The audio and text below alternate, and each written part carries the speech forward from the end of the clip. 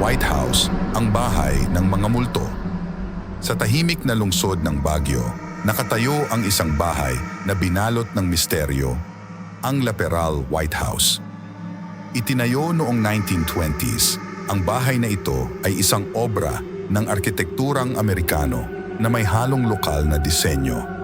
Sa unang tingin, mistulang isang tahimik at payapang tahanan, ngunit sa ilalim ng kanyang kagandahan ay nakatago ang mga kwentong nakakapangilabot.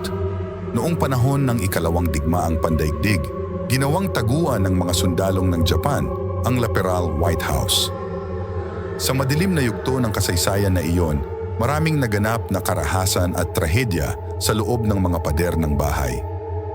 Maraming buhay ang nagwakas ng marahas at sinasabing ang mga kaluluwang iyon ay nananatili sa lugar na iyon.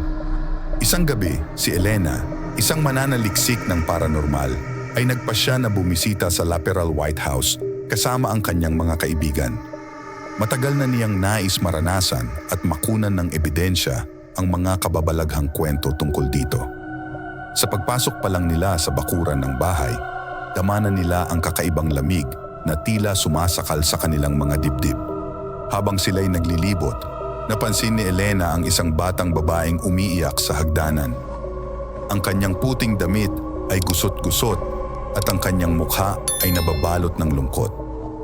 Tinangka niyang lapitan ang bata, ngunit biglang naglaho ito na parang bula. Napatitig si Elena sa mga hagdan, tila nararamdaman pa rin ang presensya ng bata. Sa ikalawang palapag, narinig nila ang mga yabag na nagmumula sa itaas. Walang tao roon, ngunit malinaw na may naglalakad. Sinundan nila ang tunog, ngunit ang tanging nakita nila ay mga lumang larawan ng pamilyang Laperal. Isa sa mga kaibigan ni Elena ang nakaramdam ng tila may humihila sa kanyang braso. Walang tao sa paligid, ngunit dama niya ang malamig na kamay na parang bakalang kapit. Habang patuloy ang kanilang pag-iimbestiga, naririnig nila ang mga bulong at mga iyak na tila nagmumula sa iba't ibang sulok ng bahay. Bawat hakbang nila'y tila tinutugtugan ng kaluskos at mga sigaw ng pighati. Bago tayo magpatuloy, kung bago ka pa lang sa MKK, mga kwento ng kababalaghan, huwag kakalimutan mag-subscribe at i-click ang notification bell para laging updated sa mga bagong videos. Kung nagustuhan mo ang ganitong mga video, paki-like at i-share sa iyong mga kaibigan. Pakiramdam ni Elena, may mga matang nagmamasid sa kanila sa bawat sandali. Sa kabila ng takot, kumuha si Elena ng mga litrato sa bawat silid. Sa kanilang pag-alis, binalikan nila ang mga kuha at nagimbal sila sa kanilang nakita.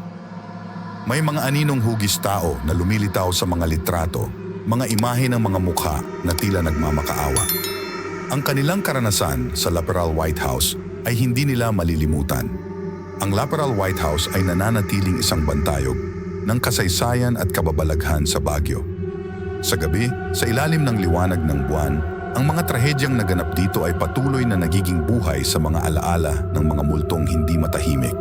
Sa bawat pagdaan ng panahon, ang bahay na ito ay patuloy na nagiging saksi sa mga kwento ng takot at misteryo. Kung nagustuhan mo ang video, paki-like at i-share sa iyong mga kaibigan.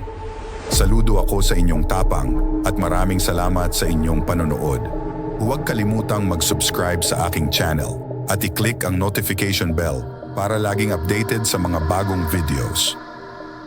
Hanggang sa muli, ito ang MKK, nagpapaalam at mag-ingat kayo sa dilim.